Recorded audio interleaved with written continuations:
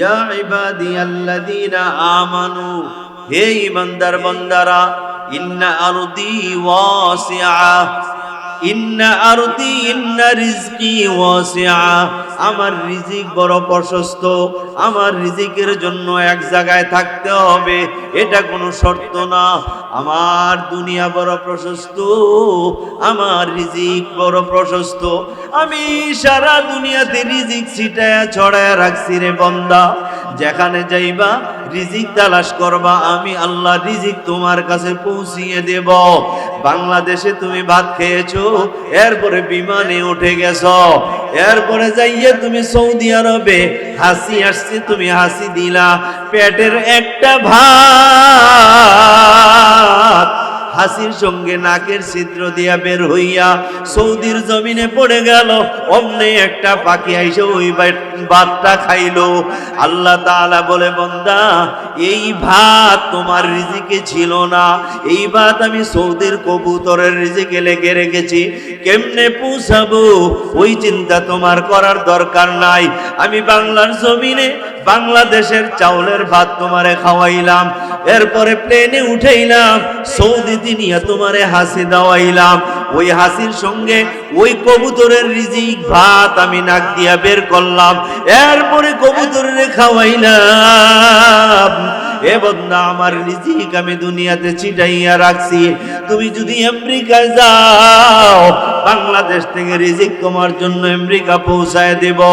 চায়নাতে যদি যাও, আমি বাংলার এই জমিন থেকে তোমার জন্য রিজিক ওই চায়নার জমিনে পৌঁছায় দেব। যেখানে দেখবা আমি আল্লাহর ইবাদত করতে অসুবিধা, গুনার কাজ হয়ে যাওয়ার সম্ভাবনা, আমি আল্লাহর ইবাদত করতে পারো না, আমি আল্লাহর ইবাদতে বিঘ্ন ঘটে, মানুষ তোমাকে তুচ্ছ তাচ্ছিল্য করে, এইখানে তুমি বড় অভাবে আছো, এখানে তোমার কোনো সম্মান নাই। আল্লাহ তাআলা বলে, ইন্না আরদি ওয়াসিআ, বান্দা, আমার জমিন বড় প্রশস্ত। আমি আপনাদের সামনে 21 নম্বর পারা সূরাতুল আনকাবুতের দুইটা আয়াত তেলাওয়াত করেছি। আল্লাহ পাক যদি তৌফিক দান করেন, তেলাওয়াতকৃত আয়াতের উপরে অল্প সময় কিছু কথা বলার চেষ্টা করব। আমাকে এখানে বিষয় দেওয়া আছে, আমি জিনিসটা জানতাম না, আমাকে জানানো হয়নি, এখন দেখতেছি কিয়ামত ও কবরের আযাব সম্পর্কে। কিন্তু আমি আয়াত পড়ছি অন্যটা, চেষ্টা করব বয়ানের শেষে ওই দিকে একটু যাওয়ার।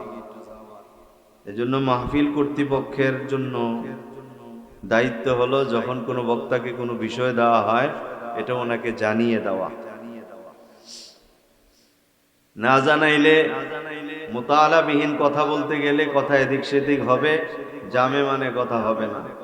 আন্দাজের উপরে কোরআন হাদিসের বয়ান করা জায়েজ নাই। আল্লাহর কুতুব মরহুম ফজলুল করিম রাহমাতুল্লাহ আলাইহি চরমনের ময়দানে শুয়ে আছেন। হযরত বলতেন যে, যেই বিষয়ে তোমরা বয়ান করবা, এই বিষয়ে পূর্ণ মুতাআলা কইরা তারপরে বয়ান করবা। আমরা দেখতাম হযরতের সাথে, আমি অনেকবার গাড়িতে ছিলাম, গাড়িতে বসে বসে হুজুর কিতাব মুতাআলা করে। আল্লাহ পাক আমাদের সবাইকে আমলের নিয়তে ইখলাসের সাথে বসার তৌফিক দান করুক, বলেন আমিন।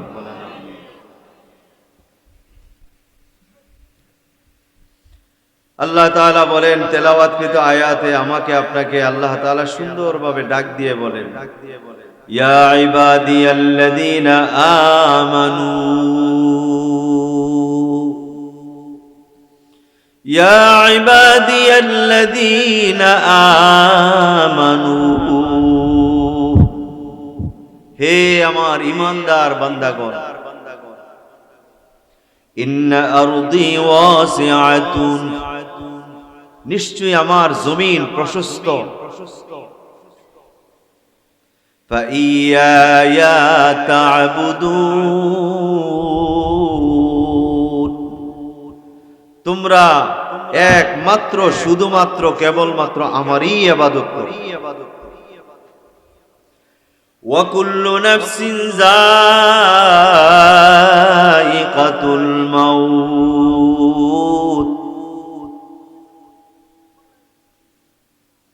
জন্ম মানেই মৃত্যু, সৃষ্টি মানেই মৃত্যু, প্রত্যেক বস্তুকে মৃত্যু স্বাদ গ্রহণ করতে হবে।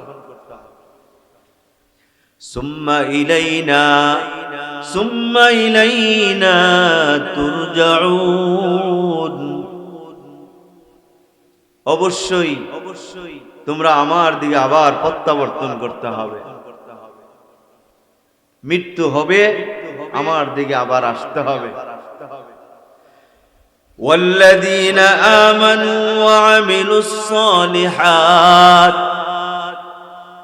আল্লাহকে যদি জিজ্ঞেস করি মাবুদ তোমার কাছে গেলে তুমি কি দিবে আমাদের, তো আল্লাহ তাআলা বলে আমার কাছে আসার পূর্বে তোমরা কিছু কাজ করে আসতে হবে। কি কাজ? আল্লাহ বলেন ওয়াল্লাযীনা আমানু ওয়া আমিলুস সালিহাত, যারা ঈমান আনলো আর আমলে সালেহ নেক আমল করলো, লানুবাব্বিআন্নাহুম মিনাল জান্নাতি গুরাফা, আমি আল্লাহ জান্নাতে তাকে জান্নাতের সুউচ্চ প্রসাদ তাকে আমি দান করব। তাজরি মিন তাহতিহাল আনহার, তাজরি যেই জান্নাতের তলদেশ দিয়ে জারি থাকবে আল আনহার, নহর সমূহ, নদী সমূহ, কলকল কলকল আওয়াজ হবে। এমন নদীর উপরে থাকবে অট্টালিকা, গাছ গাছালি, সেখানে আমি থাকবো। পানির কলতানের আওয়াজ আমার কর্ণগহ্বরে পুজবে, আমার হৃদয় নাচতে থাকবে আনন্দে। সুবহানাল্লাহ। কতদিন থাকবো? আল্লাহ বলেন খালিদিনা ফিহা, চিরকাল ওই জান্নাতে তোমরা থাকবে। সুবহানাল্লাহ। নি'মা আজরুল আমিলিন, আল্লাহ তাআলা বলে আমলকারীদের প্রতিদান কতই না সুন্দর, আমলকারীদের পুরস্কার কতই না সুন্দর। সুবহানাল্লাহ।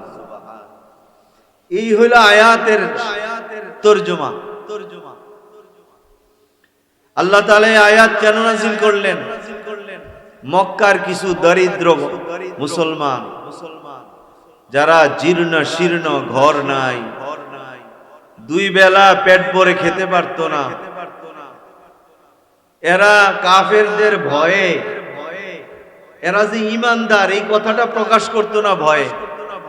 কারণ আমি গরিব, আমি দারিদ্র, আমি যদি বলি এখন মুসলমান হয়ে গেছি, আমি আমার চাচতো ভাইয়ের অনুদানে চলি, জ্যাঠতো ভাইয়ের অনুদানে চলি, আমার পাশে যে আমার মামাতো ভাই আছে এর অনুদানে চলি, আমি যদি এখন প্রকাশ করি আমি ঈমান এনেছি, এরা আমার অনুদান দেওয়া বন্ধ করে দিবে, এরা আমার উপরে অনুগ্রহ করা বন্ধ করে দিবে, আমি চলবো কিভাবে?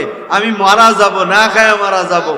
এই জন্য এরা ইসলাম প্রকাশ করতো না, রিজিকের ভয়ে মরে যাবে এই জন্য।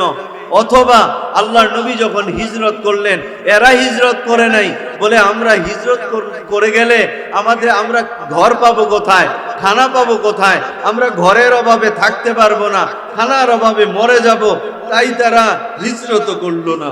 আল্লাহ তাআলা এদের উদ্দেশ্যে এই আয়াত নাজিল করে বলেন,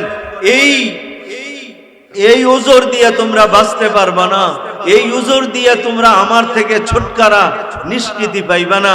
এটা কোনো উজর না, এটা একটা ঠুঙ্গা উজর, যেই উজর দিয়ে আমার কাছ থেকে তোমরা নাজাতও পাইবা না, নিষ্কৃতিও পাইবা না। যেই তোমাদের উপরে হিজরত করা আমি আল্লাহর হুকুম, ওইটা থেকে তোমরা দূরে থাকবা, তারও কোনো সুযোগ নাই। আল্লাহ তাআলা বলেন ইয়া ইবাদিয়াল্লাযীনা আমানু, হে ঈমানদার বান্দারা, যারা ঈমান এনেছো কালেমা পড়ে, ঈমানদার বান্দারা, ইয়া ইবাদিয়াল্লাযীনা আমানু, হে ঈমানদার বান্দারা, ইন্না আরদি ওয়াসিআ, ইন্না আরদি ইন্না রিজকি ওয়াসিআ, আমার রিজিক বড় প্রশস্ত, আমার রিজিকের জন্য এক জায়গায় থাকতে হবে এটা কোনো শর্ত না। আমার দুনিয়া বড় প্রশস্ত, আমার রিজিক বড় প্রশস্ত, আমি সারা দুনিয়াতে রিজিক ছিটায়া ছড়ায়া রাখছি রে বান্দা। যেখানে যাইবা রিজিক তালাশ করবা, আমি আল্লাহ রিজিক তোমার কাছে পৌঁছিয়ে দেব। বাংলাদেশে তুমি ভাত খেয়েছো, এরপরে বিমানে উঠে গেছো, এরপরে যাইয়ে তুমি সৌদি আরবে হাসি আসছে, তুমি হাসি দিলা, পেটের একটা ভাত হাসির সঙ্গে নাকের ছিদ্র দিয়া বের হইয়া সৌদির জমিনে পড়ে গেল। অমনে একটা পাখি আইসে ওই ভাতটা খাইলো। আল্লাহ তাআলা বলে, বান্দা এই ভাত তোমার রিজিকে ছিল না, এই ভাত আমি সৌদির কবুতরের রিজিকে লেগে রেখেছি, কেমনে পৌঁছাবো ওই চিন্তা তোমার করার দরকার নাই। আমি বাংলার জমিনে বাংলাদেশের চাউলের ভাত তোমারে খাওয়াইলাম, এরপরে প্লেনে উঠাইলাম, সৌদিতে নিয়ে তোমারে হাসি দাওয়াইলাম, ওই হাসির সঙ্গে ওই কবুতরের রিজিক ভাত আমি নাক দিয়া বের করলাম, এরপরে কবুতরের খাওয়াইলাম। এ বন্দা, আমার রিজিক আমি দুনিয়াতে ছিটাইয়া রাখছি। তুমি যদি আমেরিকায় যাও, বাংলাদেশ থেকে রিজিক তোমার জন্য আমেরিকা পৌঁছায় দেব। চায়নাতে যদি যাও, আমি বাংলার এই জমিন থেকে তোমার জন্য রিজিক ওই চায়নার জমিনে পৌঁছায় দেব। যেখানে দেখবা আমি আল্লাহর ইবাদত করতে অসুবিধা, গুনার কাজ হয়ে যাওয়ার সম্ভাবনা, আমি আল্লাহর ইবাদত করতে পারো না, আমি আল্লাহর ইবাদতে বিঘ্ন ঘটে, মানুষ তোমাকে তুচ্ছ তাচ্ছিল্য করে, এইখানে তুমি বড় অভাবে আছো, এখানে তোমার কোনো সম্মান নাই। আল্লাহ তাআলা বলে, ইন্না আরদি ওয়াসিআ, বান্দা আমার জমিন বড় প্রশস্ত, আমার রিজিক বড় প্রশস্ত, আমার রিজিক সব জায়গায় আছে। এই জায়গা থেকে হিজরত করে অন্য জায়গায় যাও, মক্কায় ইবাদত করতে পারো না, মক্কার জমিন ছেড়ে মদিনায় হিজরত করো, ওই জায়গায় তোমাদের রিজিকের ব্যবস্থা করব, ওই জায়গায় তোমার ঘরের ব্যবস্থা করব। রিজিকের চিন্তা তুমি করা লাগবে না, রিজিকের জিম্মাদারি তোমার হায়াতে যত কিছু খাইবা সব কিছুর দায়িত্ব জিম্মাদারি আমি আল্লাহর উপরে, কথা ঠিক কিনা বলে? সুলাইমান পয়গম্বর একদিন একটা পিপিলিকাকে ধরলেন, দইরা পিঁপড়াটাকে জিজ্ঞেস করলো, ও পিঁপড়া তুই খাও কি? পুরা 1 বছরে তুমি খাও কি? পিপিলিকা জবাব দেয়, ও পয়গম্বর সুলাইমান, আমি সারা বছরে একটা মাত্র গম খাই, সারা বছরে আমি একটা গম খাই। অমনি সুলাইমান পয়গম্বর ওই পিপিলিকাটাকে একটা বোতলের মধ্যে ঢুকাইয়া আর একটা গম দিয়া মুখটা লাগাই দিছে। 1 বছর পর সুলাইমান পয়গম্বর ওই মুখটা খুইলা পিপিলিকাটাকে বাইর করছে, দেখে যে গমের অর্ধেকটা খাইছে আর অর্ধেকটা বাকি রইয়া গেছে। সুলাইমান পয়গম্বর ওই পিপিলিকাকে ডাক দিয়া জিজ্ঞেস করে, ও পিপিলিকা, তুমি কেন মিথ্যা কথা বললা আমার সঙ্গে? তুমি না আমাকে শুনাইলা 1 বছরে তুমি একটা গম খাও, পুরা 1 বছর লাগে একটা গম খাইতে, অর্ধেক গম কেমনে খাইলা? পিপিলিকা বড় নরম সুরে জবাব দেয়, ও সুলাইমান পয়গম্বর,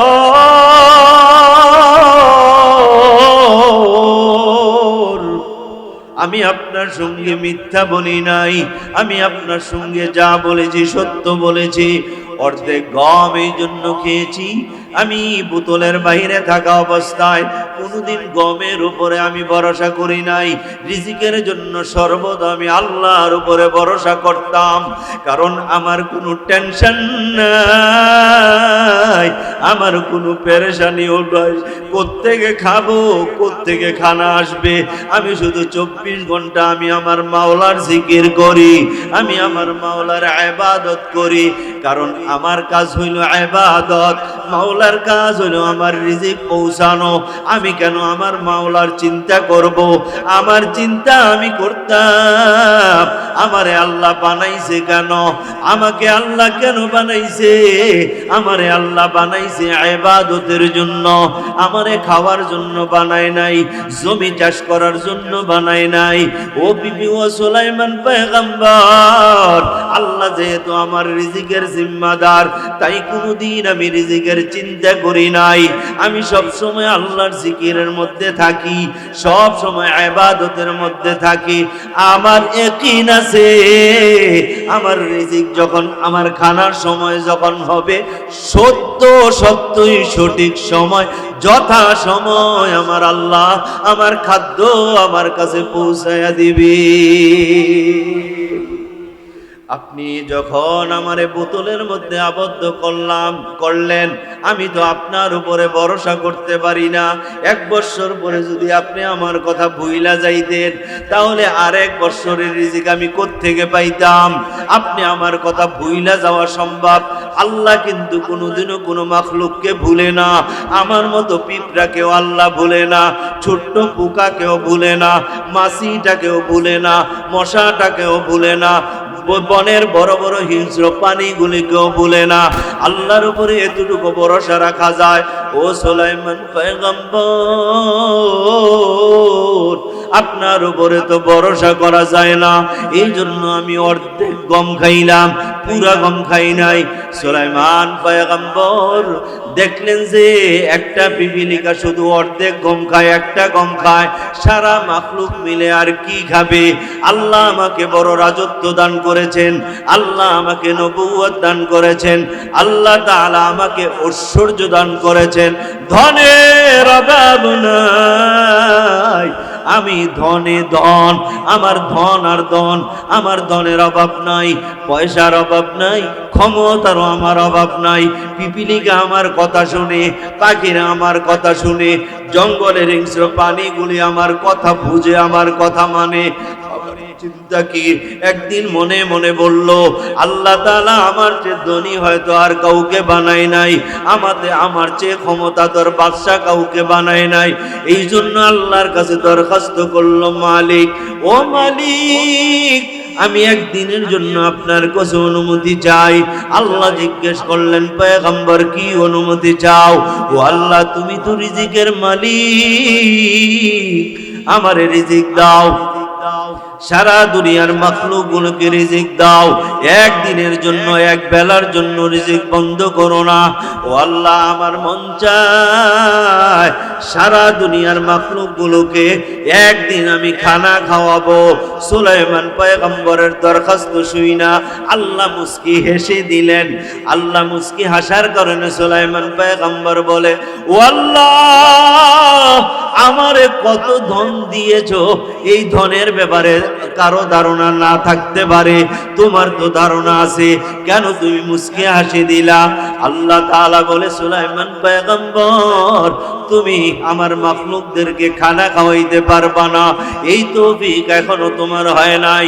সুলাইমান পয়গম্বর বলে, তাহলে একদিনের জন্য দিয়াই দেখো না।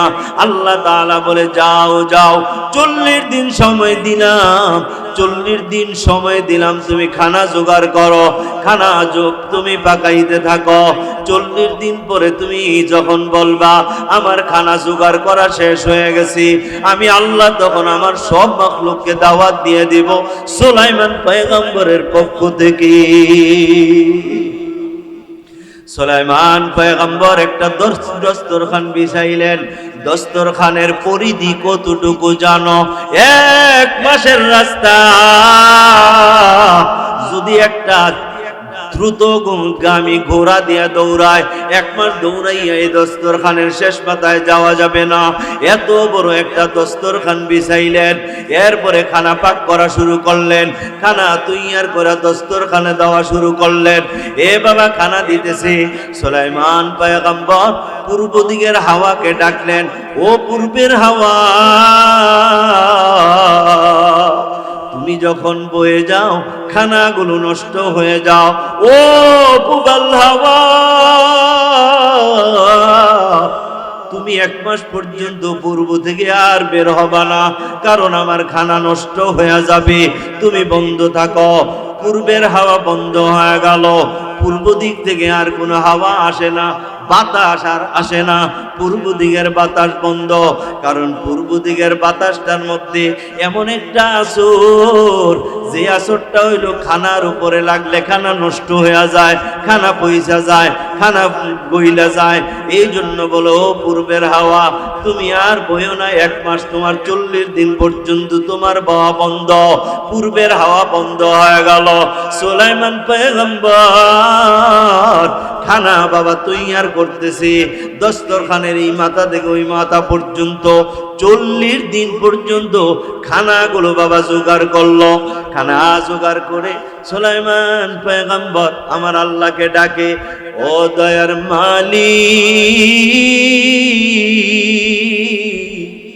আমি তোমার মাখলুকের খানা তৈয়ার করে ফেলেছি। মালিক,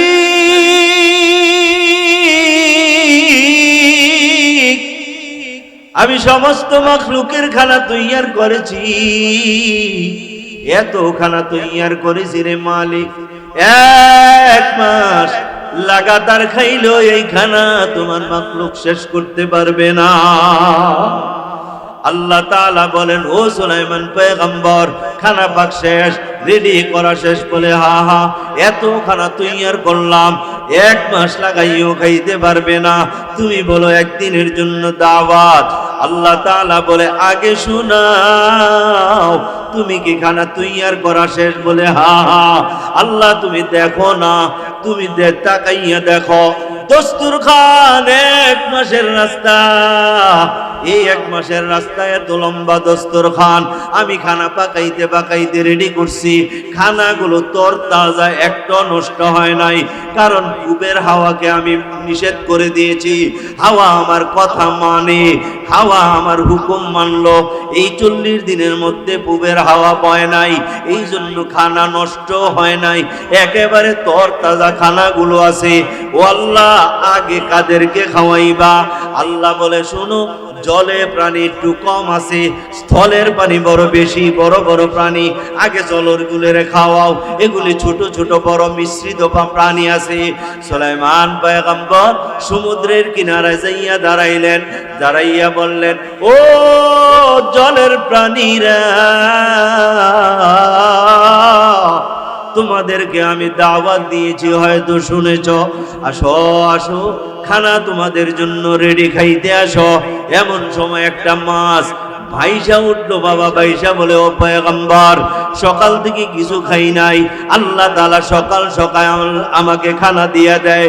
আজকে আল্লাহ বললেন তোমাদেরকে আজকে আমি কোনো খানা দিব না। সুলাইমান পয়গম্বর তোমাদের খানার ব্যবস্থা করেছে। ও সুলাইমান পয়গম্বর দেখাও না খানা কোন দিকে?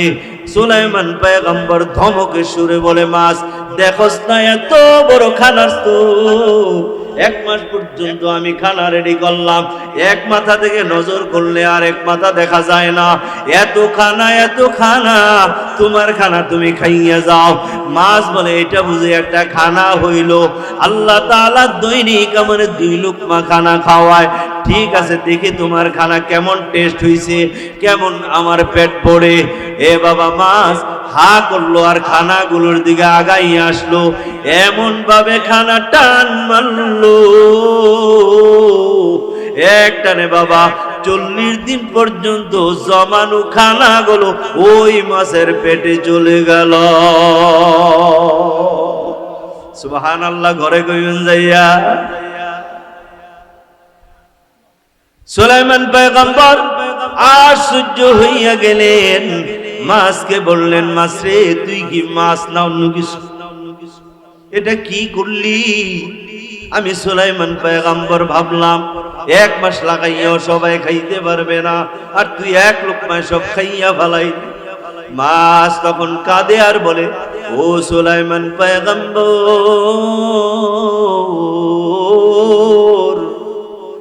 আল্লাহ তাআলা দৈনিক 2 বার আমাকে খানা দেয়, প্রত্যেক বেলা 2 লোকমা খানা দেয়, দৈনিক আমারে 4 লোকমা খানা খাওয়ায়। তোমার খানা যদি শেষ হয়ে যায়, আমি আর 1 লোকমা খানা কোত্থেকে খাবো? আমার পেট তো এখনো ভরে নাই। কেমন জাবাইরের জাবাই, বুঝছেননি? সুলাইমান পয়গম্বর মাথায় হাত দিয়ে সেজদায় লুটায়া পড়ছে। সেজদায় লুটায়া পইরা আমার আল্লাহকে ডাক দেয়, ও দয়ার মালিক,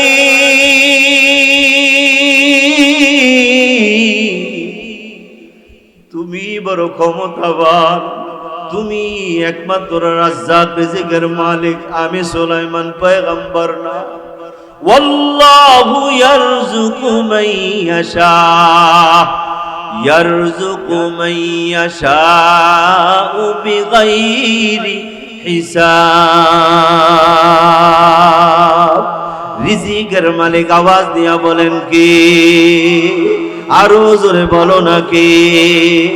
তোমার আমার রিজিকের মালিক হলো আল্লাহ, কেউ রিজিক দিতে পারবে না। এই জন্য আল্লাহ তাআলা বলে, ইয়া ইবাদিয়াল্লাযীনা আমানু ইন্না আরদি ওয়াসিআ। হে আমার ইমানদার বান্দারা, যারা আমি আল্লাহর উপর ঈমান এনেছো, ইন্না আরদি ওয়াসিআ, আমার জমিন বড় প্রশস্ত, ফাইয়ায়া ফা'বুদুন, তোমরা বিশেষ করে কেবলমাত্র আমি আল্লাহর ইবাদত করবা। বলেন ইবাদত কার হবে? একমাত্র। আরো জোরে বলেন। সবাই কি আল্লাহর ইবাদত করেন? সবাই করেন? হাসরের ময়দানে উঠলে বুঝবেন কয়জন আল্লাহর ইবাদত করেন। না না, সবাই ইবাদত করেন না। হাসরের ময়দানে ধরা খায় যাবেন, কট খায় যাবেন আল্লাহর দরবারে। কেন? আল্লাহ তাআলা বলবে, হাল সাল্লাইতা, নামাজ পড়েছো? আপনি বুক ফুলায় বলবেন, হ্যাঁ আল্লাহ নামাজ তো পড়েছি। আল্লাহ বলে, না মা সাল্লাইতা, নামাজ পড়ো নাই, তুমি নামাজ পড়েছো মানুষকে দেখাবার জন্য, মানুষের সুনাম অর্জন করার জন্য। এটা রিয়া, এটা শিরিক। এই শিরিকের গুনার কারণে তোমার অন্য অন্য ইবাদত বাতিল হয়।